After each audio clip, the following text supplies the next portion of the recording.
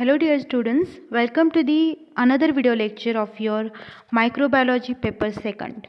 So in this lecture we will see the next point of your syllabus, that is culture collection centers and their role. Up till now we have seen the culturing of the bacteria or culturing of the microorganisms, how to culture them in the lab. Then we have seen what is pure culture, what is enrichment, then what is the uh, significance behind doing the pure culturing and all. Okay, but now here on we will see the one of the important point, that is the culture collection centers and their role in the microbiology. Okay, because why this culture collection is important. Okay, culture collection should be done. Why? Because though the microorganisms are omnipresent, but during this situation, during this scenario of global warming or the various environmental changes are going on each new day, the microorganisms are devastating, they are extincting, they are not very much of we can say their quantity is decreasing day by day. Okay, along with that they undergo different changes, so every day new strains are developed and those strains are vanished after some time. हर दिन नया micro organism आपको आप लोग isolate कर सकते हो, और दूसरे दिन वो वैनिश भी हो सकता है because of the environmental conditions nowadays around us. Okay, तो ये चीज़ों को अवॉइड कर सकते हैं आप लोग. और इन चीज़ों का इम्पैक्ट ये है कि आपको उन माइक्रो ऑर्गेनिज्म जो आज आपके पास है वो आपको कल may be you can't isolate that micro organism. Okay, that's why it is need to preserve them, जिसकी टेक्निक्स भी हमने लास्ट टाइम देखी कि हम कैसे उनको प्रिजर्व कर सकते हैं. ठीक है, लेकिन जैसे हमें जो भी चीज़ों की ज़रूरत पड़ती हम एक उसका साँचा बना के रखते हैं. ठीक है, उसके बाद कुछ टाइम के बाद वो ख़त्म हो जाता है तो हमें अगेन दुकान में जाके वो लेके आना पड़ता है और फिर से अपने काम करने पड़ते हैं. ठीक है, वैसे ही माइक्रो ऑर्गेनिजम्स का है. अभी सपोज आप लैब में प्रैक्टिकल्स कर रहे हो, आपके पास है कल्चर्स, ठीक है, प्योर कल्चर्स है लैब में, लेकिन कुछ टाइम के बाद वो प्योर कल्चर एग्जॉस्ट हो जाएंगे, कुछ टाइम के बाद वो ख़त्म हो जाएंगे, उसके बाद आपको अगेन रिक्वायरमेंट्स हो सकती है, तो कहाँ से लाएंगे? तो इसके लिए there are the culture collections जो अवेलेबल है डिफरेंट कंट्रीज़ में, डिफरेंट प्लेसेस पे, जहाँ पे ये जो कल्चर्स होते हैं डिफरेंट डिफरेंट माइक्रो ऑर्गेनिजम्स के. आपको पता है microorganisms are widely present, they are omnipresent, हर जगह पे मिल जाएंगे, वैरायटी के मिल जाएंगे, लेकिन वो वैरायटी को मेंटेन करना कि आपके पास एक कलेक्शन हो जिसमें आपको हर टाइप का माइक्रो ऑर्गेनिज्म प्रिजर्व किया हुआ है, या फिर उस वहाँ से आप ले सकते हो जो भी आपको माइक्रो ऑर्गेनिज्म चाहिए, जिसकी भी रिक्वायरमेंट है. अभी क्या हो रहा है कि हर डे नई इन्वेंशन हो रही है, हर डे नई कंट्रीब्यूशन हो रही है साइंटिस्ट की, जिससे क्या होता है कि नया माइक्रो ऑर्गेनिज्म डिस्कवर हो रहा है. उन माइक्रो ऑर्गेनिज्म से हम लोग कुछ प्रोडक्ट्स नए नए आइसोलेट कर पा रहे हैं. तो सपोज अगर मैंने कोई नया माइक्रो ऑर्गेनिज्म इन्वेंट कर लिया और उससे साइंटिस्ट को पता चला कि उससे एक एप्लीकेशन है कि उससे हम कोई प्रोडक्ट आइसोलेट कर सकते हैं, जो प्रोडक्ट बहुत इंपॉर्टेंट है, कोई मेडिसिन आइसोलेट कर सकते हैं, कोई हार्मोन आइसोलेट कर सकते हैं, कोई विटामिन आइसोलेट कर सकते हैं, बट अभी वो माइक्रो ऑर्गेनिज्म बहुत कम क्वांटिटी में वो ख़त्म हो सकता है. तो मैंने क्या किया, उसका प्रिजर्वेशन कर लिया. प्रिजर्वेशन करने के बाद मैंने जिसको भी ज़रूरत है उसको वो दे दिया. ठीक है, जहाँ पे भी इंडस्ट्रीज है, जहाँ पे वो प्रोडक्ट बनाना है, उनको मैंने ये कल्चर के लिए दे दिया. वो लोग उसको प्रिजर्व करके रखेंगे, वो भी प्रोवाइड कर सकते हैं दूसरों को. ऐसे कलेक्शन सेंटर्स का एप्लीकेशन यही है कि वो लोग क्या है, एक सोर्स है जहाँ से आपको हर टाइप का माइक्रो ऑर्गेनिज्म मिल जाएगा. वो आपको एजुकेशन पर्पज़ के लिए हो, आपको एज अ रिसर्च पर्पज़ के लिए हो, as a production of any product के पर्पज़ के लिए हो, जो भी हो, आपको टैक्सोनॉमिक स्टडी करनी है, मॉलिक्यूलर स्टडी करना है, जो भी उसका एप्लीकेशन हो, लेकिन आपको वो प्रिजर्व करके रखना है या फिर जो भी आपको उसका करना है, बट उसको लेना कहाँ से है? From the culture collection centre. Culture collection centres ऐसी जगहें होती है जहाँ पे आपको हर प्रकार का माइक्रो ऑर्गेनिज्म मिल जाएगा, क्योंकि मैंने आपको बताया कि माइक्रो ऑर्गेनिज्म डेली चेंज होते हैं, उनमें म्यूटेशंस होते हैं, उनमें चेंजेस होते हैं, कंटामिनेशंस भी हो सकता है.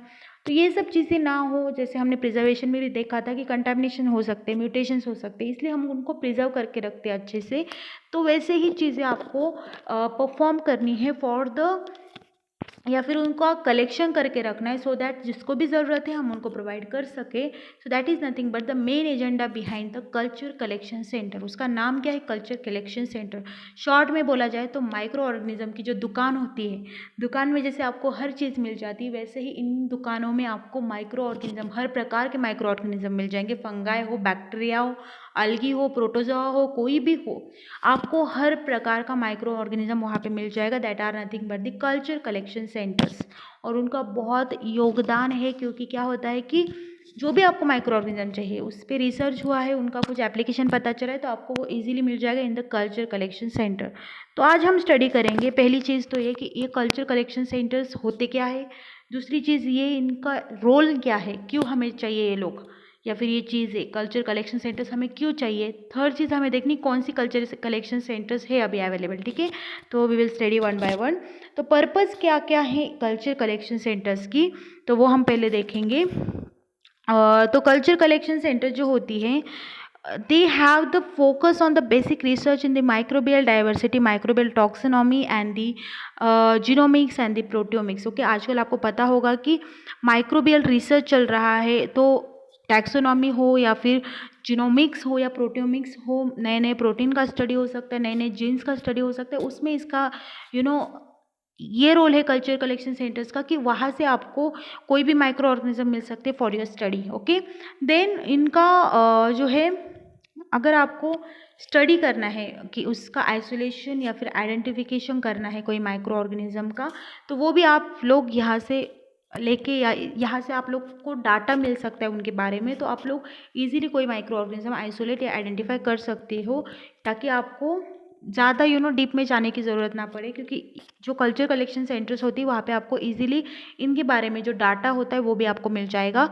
Preservation of the microbial diversity from the Nike areas such as the metagenomic libraries। okay, इनकी जो डाइवर्सिटी है, लाइक फंगाई है सपोज, उनमें फंगाई के भी बहुत सारे स्ट्रेन्स हो सकते हैं, बहुत सारे टाइप्स होते हैं, तो वो भी आपको डाइवर्सिटी के बारे में इंफॉर्मेशन मिल सकती है। उनका प्रिजर्वेशन भी होता है, तो इसलिए आपको हर टाइप की का माइक्रो ऑर्गेनिज्म वहाँ पे मिल जाएगा, एज वेल एज हर टाइप का बैक्टीरिया आपको वहाँ पे मिल जाएगा। तो ये एक इनका एडवांटेज है कि वहाँ पे जो है बहुत सारी डाइवर्सिटी के माइक्रो ऑर्गेनिज्म जो है प्रिजर्व करके रखे हुए हैं, ठीक है। Along with that there is the application called development of new strategies for isolation of not yet culture micro organism. कोई ऐसे भी बैक्टीरिया और माइक्रो ऑर्गेनिज्म हो सकते हैं जिनको हम लैब पे कल्चर नहीं कर सकते, तो ऐसे माइक्रो ऑर्गेनिज्म भी आपको इजीली वहाँ पे आपको मिल जाएंगे, ठीक है, क्योंकि उनके पास हाईली इक्विप टेक्निक्स होती है जहाँ से वो इनको प्रिजर्व करके रखते हैं, ठीक है। जो कल्चर नहीं होते लैब में, नॉन कल्चरेबल होते, फास्टिडियस होते, ऐसे माइक्रोब्स वहाँ पे आपको मिल जाएंगे।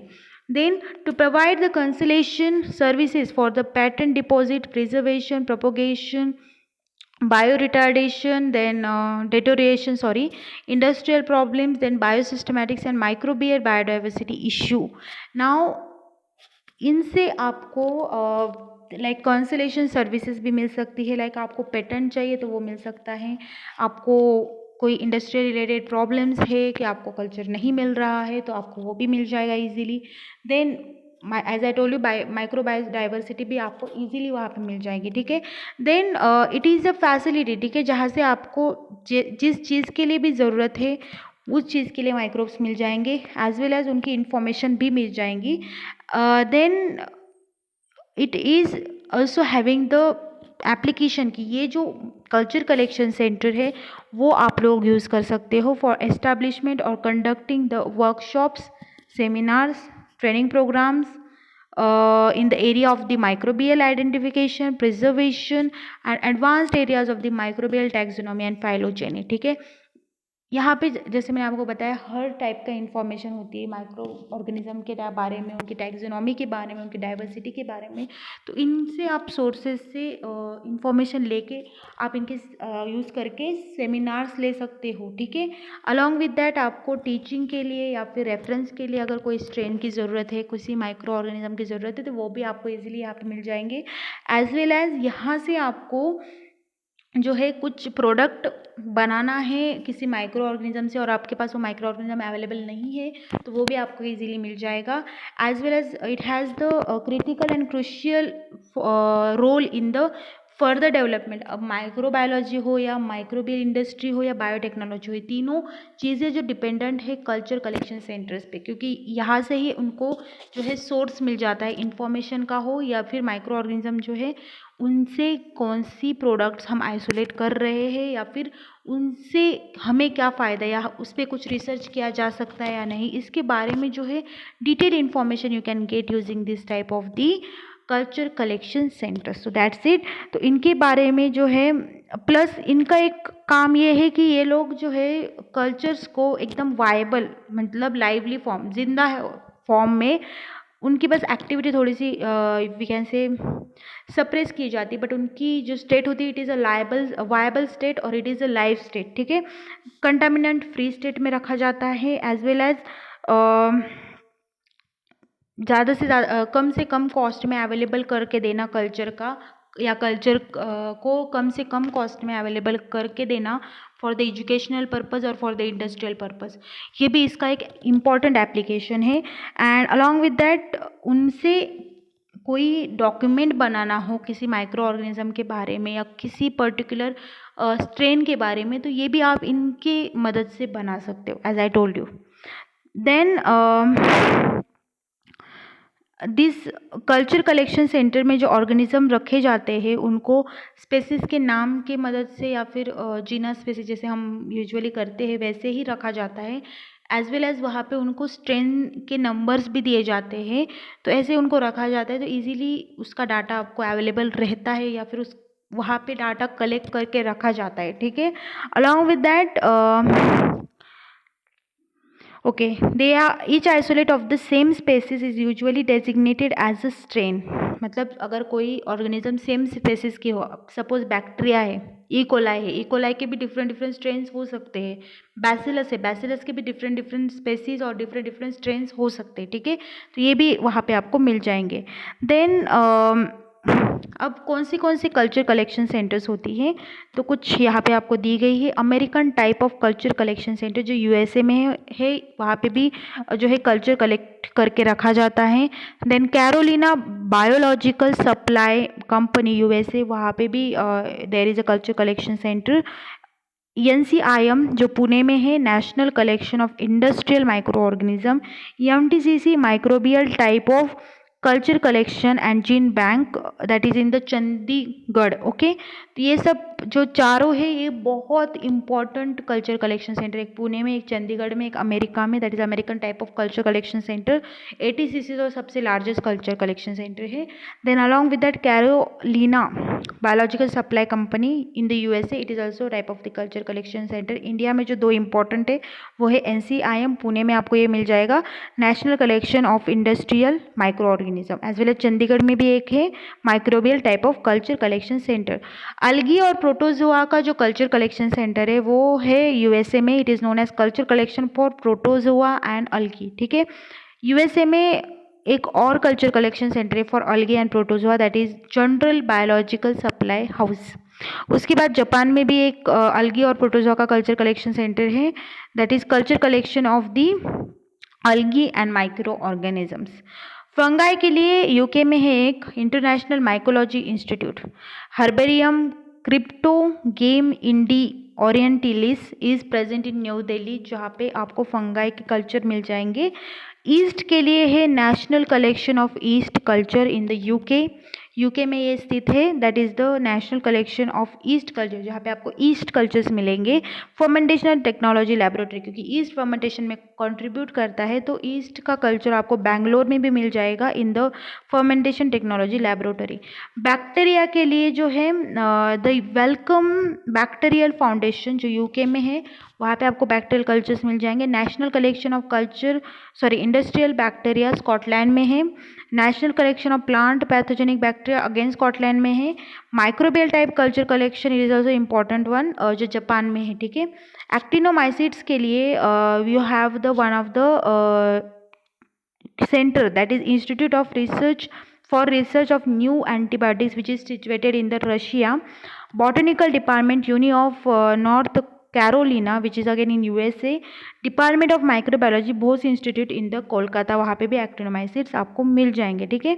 तो ये सब कल्चर कलेक्शन सेंटर्स है। अगर आपको अमेरिकन टाइप कल्चर कलेक्शन का आपको इन्फॉर्मेशन चाहिए तो it is the site for the information. आप इंटरनेट पे ये साइट देख सकते हो, वहाँ पे आपको मिल जाएगी इन्फॉर्मेशन कि American type culture collection centre में कौन सी टाइप की कल्चर्स होती है, ठीक है। तो ये होती है इम्पॉर्टेंट कल्चर कलेक्शन सेंटर। उसमें से ये जो 4 है वो बहुत इंपॉर्टेंट है, आपको याद रखना है। American type culture collection centre, Carolina biological supply company, NCIM जो पुणे में है, MTCC जो चंडीगढ़ में है। एक दो कल्चर कलेक्शन सेंटर्स आप याद करके रख सकते हो, ठीक है। तो this is about the culture collection centres which have the wide range of applications in the microbiology, biotechnology or any field of science, okay, because also in the industries, okay, because the microorganisms are omnipresent, but due to the environmental impact they might be extinct someday, or they might not get isolated someday. Sometimes some microorganisms are non-culturable, we can't culture them, isolate in the laboratory. So this type of microorganisms can also be obtained using these culture collection centers. This is the important type of the centers where the microorganism cultures are preserved, maintained for a longer time, and they make them available for the different purposes. That's it. Okay, with this lecture we are concluding the point, that is the culture collection centers and their role. I hope you understood the lecture. If you have any doubt related to any point of syllabus, please feel free to contact me. Thank you.